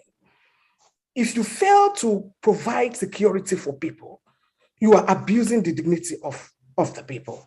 The Constitution is there to be able, it has 6 functions, and I just talk about some of the functions of the Constitution. And if we put that in context, the Nigerian government has failed to uphold the tenets of the Constitution. So to me, it's like speaking about what does not exist. Because in the real sense, the Constitution and protection and the role the Constitution is supposed to do to protect individual does not exist in the country. The Constitution is supposed to protect individual rights and freedom. And we ask ourselves, so what rights? What freedom? If you, from the poem you have read, it's bandits every day, and of course for women, it became a different ball game, because we are doubly marginalized. You are marginalized first as a citizen, you are also marginalized as a wife, as a sister, who is exposed to, if you look at data that we have, women in Nigeria, if you compare them to even women in Ghana, their life chances is worse, than those women from there. So I think that the Constitution, the socioeconomic right issues that is being raised in the Constitution, it's not justiciable because the government of the day and the government of the past have not seen the life of people as important, that can be addressed in the Constitution. Thank you very much, Dr. Akyode. Let's move on to Aisha Yusufu. What's your take about the non-provision for the protection of citizens' rights, safety in our present Constitution? Your thoughts about the amendments of the Constitution? I think Dr. Abiola, I think, mentioned the fact that our Constitution as we have it today, even though it says we the people, it's not actually that of we the people. And so what is very important is, as much as possible, what are we doing to ensure that we get a Constitution that is truly a reflection of the people? The nexus between the Chibok girls and the constitutional amendment is just simply the fact that women are not seen as citizens in Nigeria. Women are seen as slaves. And that's the reason why when Chibok girls were abducted, there were a lot of people who said, oh, they'll be pregnant by now. You don't have to bring them back. Forget about them. They are married off and stuff like that, because they see women and girls are subhumans and are not accorded the same kind of rights that every other citizen has. And so when it came to the gender bills equally, they were all thrown away. 5 of the gender bills that we had, all of them were thrown away. They didn't bother. Some of them, even the gender equality bill that was put through, some of them did not even go beyond the title. As soon as anything they see that it's about women, it's automatically thrown away. So the question we should be asking ourselves now is, what are we going to do? What are we supposed to do? The legislative arm of government is the most powerful arm of government. It is the bedrock of democracy. The people in the legislative arm of government, they are the ones who make laws, they're the ones who have oversight functions, and they also hold the executive accountable. And it's in the Nigeria's reality today is the weak point of the politicians. What are we doing to ensure that women get into the legislative arm of government? If we want a new constitution, if we want a constitutional amendment that reflects the people, that has empathy, that we take care of what the people are, the problems the people are going through now. We need to have women in that. We listened to the first panel. We saw Aisha Kabu, the way she spoke with so much passion. You could see she has so much passion, empathy for her people. Imagine such a lady in the State House of Assembly. Imagine what she's going to bring in there. So what we are going to do now is to say, what are we doing to ensure that we put women in that legislative arm of government? It's not easy. There's a lot of things that one has to fight in terms of the conditioning that we've gotten, that women are not supposed to be in the position of power, culture, religion, and all of those things. But we need to ensure that we are with the coming election, we are deliberately putting women in that to occupy the offices of the legislative arm of government. You do not need a president to give you the legislative arm of government, and I'm sure our lawyer on this panel, we agree, or if I'm wrong, please, she should correct me, that even without the president, without an asset for the president, laws can be passed. All you need is to turn of the National Assembly and the state houses of assembly as you go on. So what we should be doing now at this moment is to ensure that we have women at the table where decisions are being made. As long as women are not there, they will continue to throw away our issue. We saw a senator who stood on the floor of the Senate to say that women are not equal to men. But that kind of person, election is coming. When they're counting women's votes, they're not counting them as half of that of men. So what we need to do, the 111 seats that amongst the gender that we asked for, that they refuse to give us, we should take out those seats from them, ensure that we put women with competence, character, and capacity into office. We should make 2023 election a gender issue. Enough of us saying we're fighting for all of us. We're not fighting for all of us. Like Dr. Abiola rightly said, we are doubly marginalized, one as citizens and also as females. Thank you. We're doubly marginalized, first as citizens and then as women. Let's go to Mary Kuku now. Mary, what are your thoughts? What are your thoughts regarding the constitutional amendments and what should be there and all of that? What's your thoughts?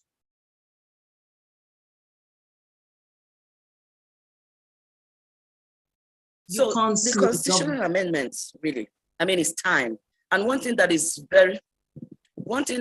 very key about this constitutional amendment is the fact that women were very proactive, in the sense that women who understood gender mainstreaming were donated to this 9th Assembly to work out a constitution that has the face of women and children in it, a constitution that addresses all the gaps that we have had for so many years. And then what the outcome was also, when you have a constitution that is highly masculine, that uses languages that are only what men understand, that in nowhere in your constitution you find this third person she. It's all he all the way. While I understand that he may represent male and female, it does appear as if the men in Nigeria naturally just took on that to think the constitution for men is what we have, and what we experience with the way they rejected the bill will also show you that women have a different constitution from the men, where the law for women, for instance, the law for women, foreign women who are married to Nigerian men is automatic citizenship, as against women, Nigerian women who are married to foreign spouses. You don't get citizenship for those men. So it tells you that this constitution is discriminatory against itself. And you can also see how the National Assembly, the 9th Assembly, would protect what they're doing, because I found out that each time they for this amendment. So if there's a 1 billion naira in the kitchen, it would be nice to just mess up this whole process so that you will come back in the 10th Assembly or another assembly to get another 1 billion, because there's an economic reason for what they do, which we haven't also looked at as women of Nigeria. But one thing that is very interesting is that, for me, is that over the years that women will continue to demand and request for things that ordinarily should be given, should be a given. But the most painful part of this is that men will have to really sit around the table to deliberate on whether they should give women those rights, which should be their, natural human rights of the people. You see, so this amendment is very important. Why I left all I was doing for 1 whole month to occupy National Assembly with the other Nigerian women, because of its importance to me. It is important to the future of women and girls in Nigeria, and any woman and man who is not thinking about this constitution, that it needs to be worked on, looked at for women and children. Again, lastly, it's also the issue of the language of our constitution. The language of our constitution is high level that you need interpretation by a lawyer. It should be reduced. We should make copies of this constitution for young kids in school. They should be able to know their rights as citizens of this country. Okay. There are not sellers than all these women who have very early language. This constitution, the language of our constitution needs to be worked on. So if we can make an adaptation of the constitution, I think this is where the civil society organization and private citizens can also come in and have adaptation for citizens who can't understand high-tech languages. All right, let me pause you there. Go ahead now. I'm done. Thank you, Mary. You actually preempted the final question I was going to ask, and I'm actually asking because this is a natural thing to ask at this point. What constitutional amendments would you like to see that will move us forward in demanding justice for the missing Chibok girls 8 years after, for women in Nigeria, for children generally in Nigeria, boy and girl? Let me return to Dr. Abiode. Let me hear what particular things or issues you would like tackled in the constitutional amendments in the context of this conversation this evening. Well, thank you. Let me first say why we occupied National Assembly. And I think it's important for us to be clear here. It's an ideological fight. And it's also a fight to show that Nigerians can push back. Long time before now, we had sat there, listening to people, who don't have the love of this country at heart, pushing the country around. We know the limitation of that constitution that they want to pass. We do not believe that constitution that they want to pass is going to address the problem of this country. Let me give you an example. Section 29, subsection 4B of the Constitution says that any woman who is married is deemed to be an adult. In a country where there's forced child marriage on a daily basis, the legitimacy of the Boko Haram insurgents to marry off our girls lies within our Constitution, because the Constitution allows for early marriage of children. Look at Constitution of Sierra Leone, Liberia.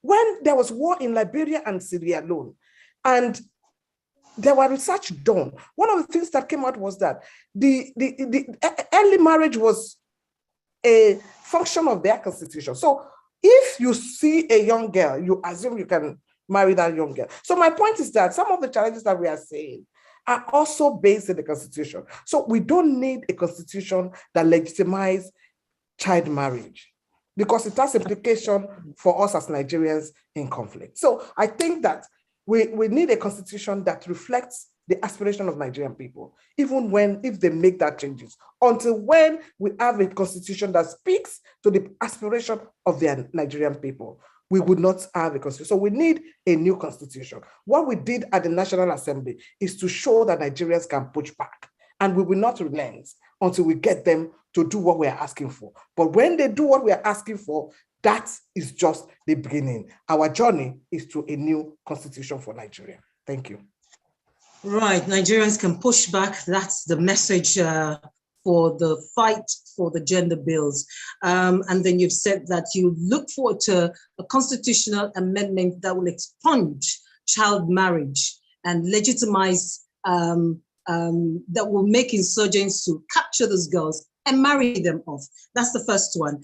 Mary Coco talked about a constitution with less technical jargons, simple in its language. Let's move on to Aisha Yusuf now. What would you like to see in the Constitution amended to push forward the movement and the demands for the return of the Chibok girls and the struggle for women's emancipation, empowerment, and visibility in the legislative arm of government in Nigeria? This is our last question, so we're wrapping up now. Aisha.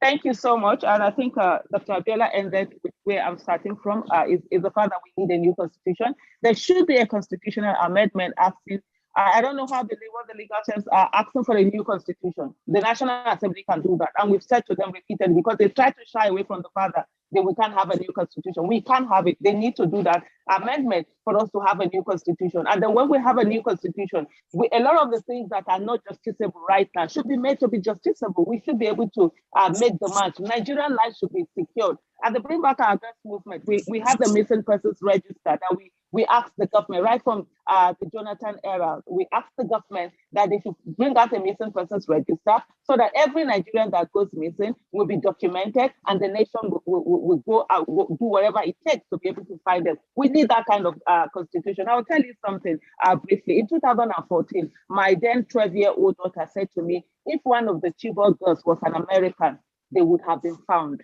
because they know that they do not leave their own behind. So we need a kind of constitution that puts the lives of citizens to be very important. We need a constitution where everybody is treated equally in our country, and then where the government fails to protect lives and properties, and then we'll be able to take the government on. Right now, we have a lot of things that are not justiciable, and the government will hide behind that and not do the things that are needed. Thank you very much. All right, thank you. I must really thank our three panelists this evening, Dr. Abiola Akiode Folabi, Miss Mary Kuku, and Miss Aisha Yesufu. Three things: language that is simpler and less technical so that even our children can understand what the Constitution says. A constitution that will not give legitimacy to the action of insurgents, to marry off kidnapped girls. And Aisha says, put the lives of citizens, everybody treated equally, treat everyone quickly.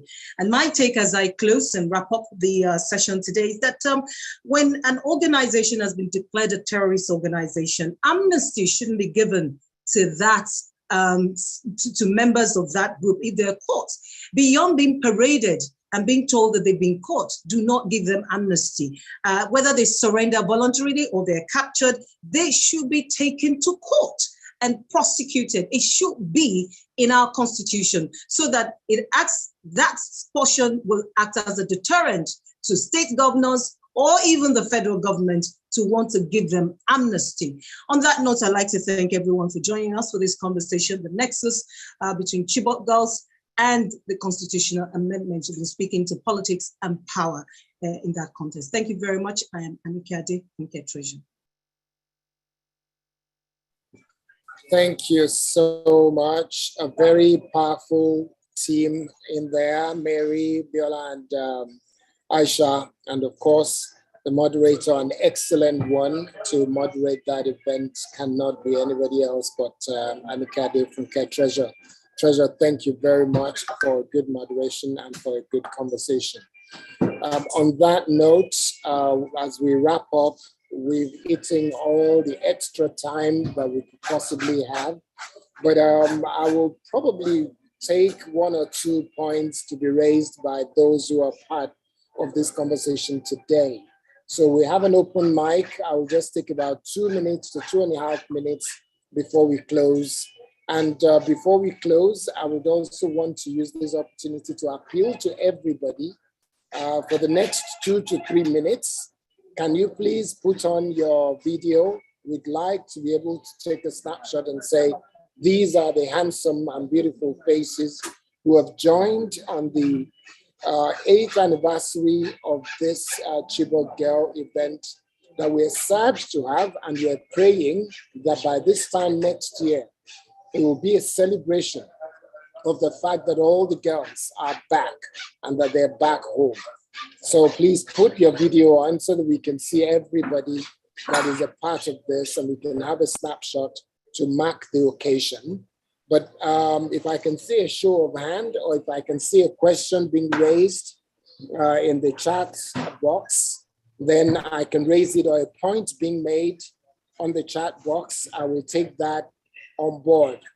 Rebecca Shaku, yes, the young lady who was one of those kidnapped, she is saying in the chat box that I want to take this opportunity to thank all the members of BBOG for keeping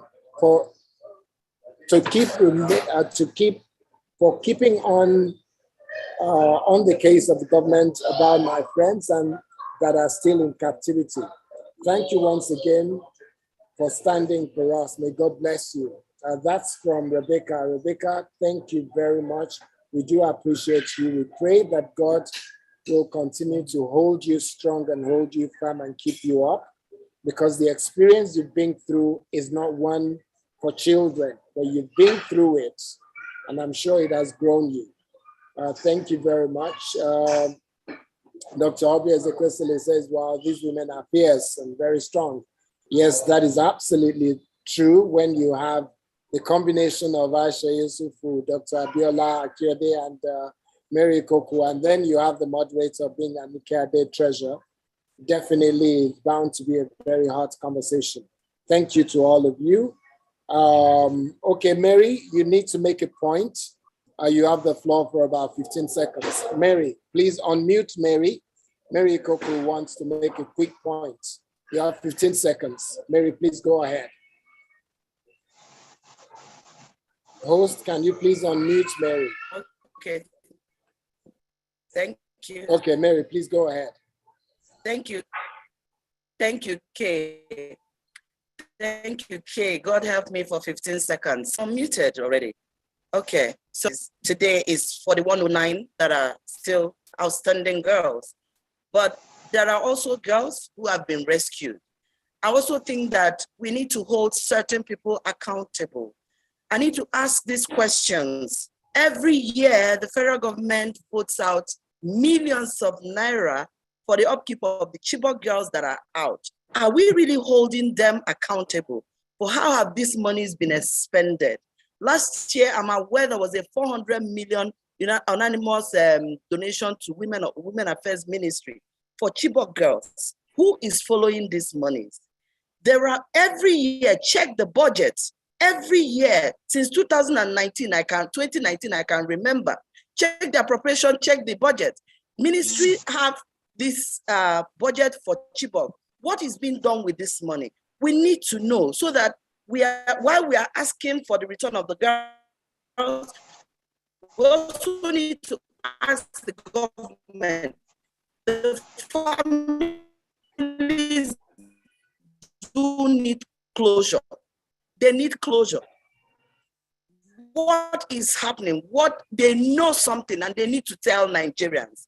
I just want to touch these points because I think even though the way the construction of our panel may not have allowed that to me to say this, I just thought I needed to bring this to fore. Maybe we need to think about that maybe for the next conversation. Thank you. Thank you so much for the opportunity. Thank you. Thank you very much. A few more points here. One from Habiba Balogun. She says, thank you to all the panelists and moderators. The discussions have enriched our minds and set us on the path to focused action. Angus Ndipaya says, thank you all for the commemoration of the 8th anniversary of the abduction of our girls. God bless you and good afternoon to the entire Global BBOG family. I could see many of you here from near and far. God bless you all. Happy Easter, Passover, and combination of that with Ramadan is awesome. And that is from Habiba Balogun.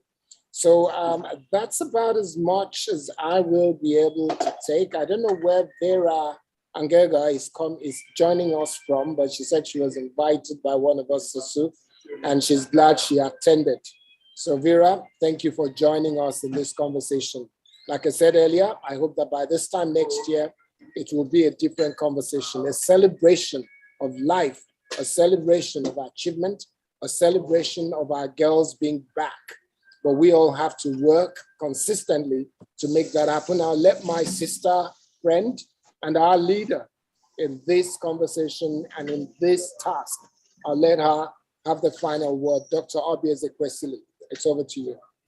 Thank you so much, Mr. K. Thank you, Kayode. Well, what a brilliant way of shepherding us through this whole program. It's been a really insightful program where we've listened to people, not just speak from the head, but from the heart. I think it is very clear that this year's theme really does resonate with all of us. We have a duty as citizens to hold ourselves to higher standards than we have allowed our governments to do. And so we walk away from today's commemoration event with a sense of purpose that we must not at all stop dreaming and aspiring as people of this country for a world where children who go to school are guaranteed their safety, for a world where our Chibok girls can compete with the rest of the world and dominate their sphere of influence. And so for us, as members of this movement, we have one principal demand. It is that this government must disclose and it must bring closure. It must disclose as well as bring closure. Parents are agitated and waiting. It is unfair. It is absolutely uncaring to ignore the parents of children who've been missing for 8 years. And for the rest of our people, we hope that in listening to this, you gleaned one point or the other that would make you stand up to being a stronger and more effective citizen and end this era of learned helplessness of our various citizens. The citizens have the power to determine the course of history. This is the time to do so. I thank you all very much. Thanks to our panelists, thanks to our keynote speaker, our distinguished guest lecturer. Everyone was touched by the ingenuity of your speech. And thank you to our moderators. Thank you to members of the movement, and thank you to guests that joined us this year. We're praying to God that this would not be the story of any more of our children, because when we get a decent country, we will value every of our human resources. Thank you and have a good evening. God bless you all.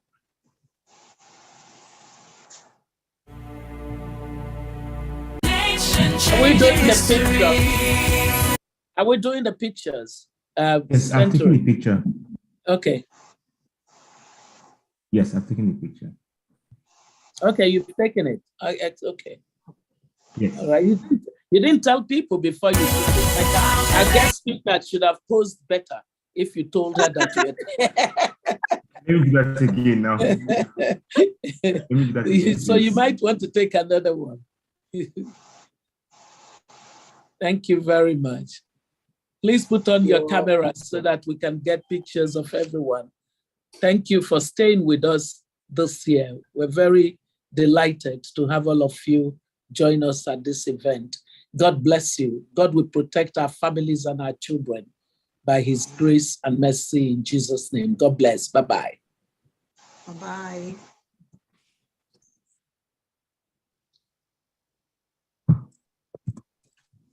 You can play your music, Century.